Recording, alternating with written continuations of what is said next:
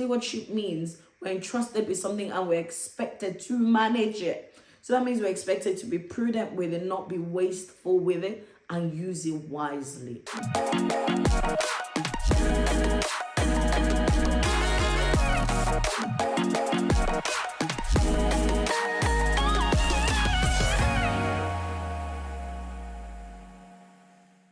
Hello and welcome to the Okwe John Show, where we simplify faith and finances. Just to tell you a bit about myself. So I'm a Christian and my faith guides everything I do. Over the last few months, I've been studying the parable of Jesus. And Jesus talks about money a lot. In fact, about 43% of the parables that Jesus tells are specifically about money. So it means money is a very important thing. And the greatest place that we can learn lessons about money is still the Bible. So today I'll be sharing some of the lessons that I learned from one of the parables that I read, and that is the parable of the talents. For those of you that don't know, I'll just quickly summarize what the parable is about.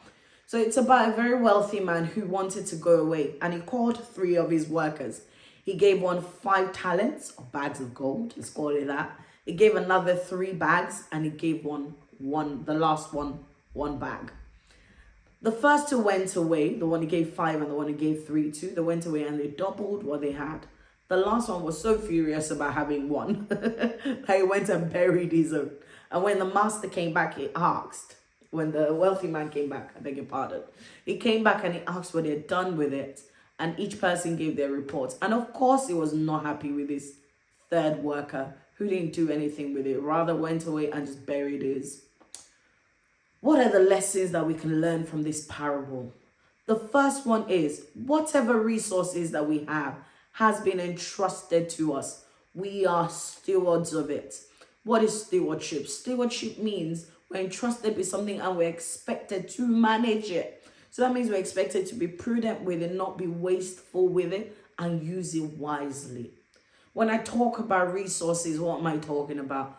It goes beyond money. It's not just money. It's your time. It's your talent, your gifts from God, your God-given business ideas. They're all your resources, and we're all expected to use them wisely. The second lesson from this parable is everyone's given resources according to their ability. I mean, you find some people, they're able to work 60-hour weeks, still spend time with their family, still do things in their community, and they don't burn out and they're fine.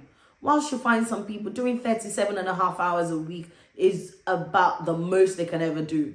You know, it's just because everyone has different capacity and everyone's given resources according to their capacity. The most important thing is for us to use what we have and we're able to manage it properly. You find the more you use it, the more will be entrusted to you because you've proved that you can use it wisely. The third lesson from this parable is we need to learn not to compare ourselves to other people. Practicing contentment. You know, the worker that was given the 1 bag of gold, he was so focused on what the others were given that he forgot to use his own. He didn't remember that it's very important for him to use his own and go away and double what he has. Because if he had gone ahead and used it, put it to good use, it would have ended up with 2. You're not judged based on what other people have and how other people have used their own resources.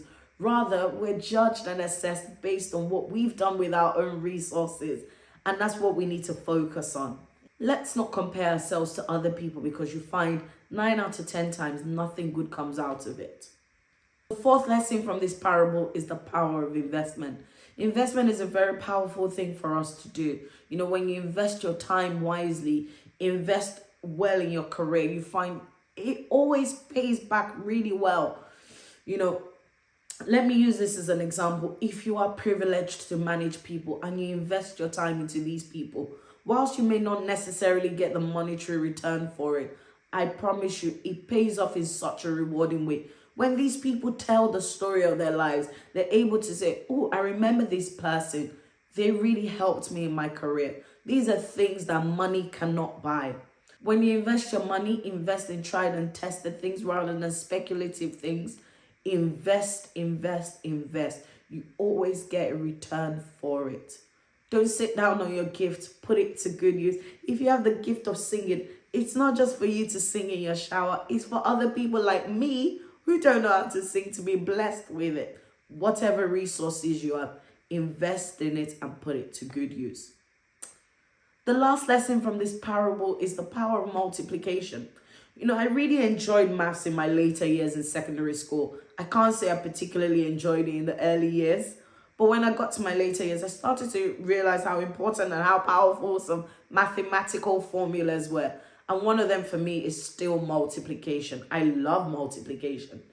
And one of the most profound ones is this formula: 0 times 0 equals 0. For me, I use this to guide my life. It's a reminder for me to not sit down and to keep doing what I'm expected to do or what I plan to do, because 0 action means 0 result. When you don't do anything with the resources that you've been entrusted to, nothing comes back in return. So it's very important that we spend some time investing so that we get a return for what we've done.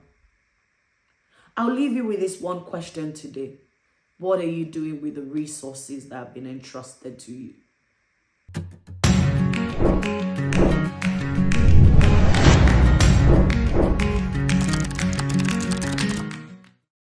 If you haven't subscribed to this YouTube channel, please subscribe so you're one of the first people to know when the next video drops.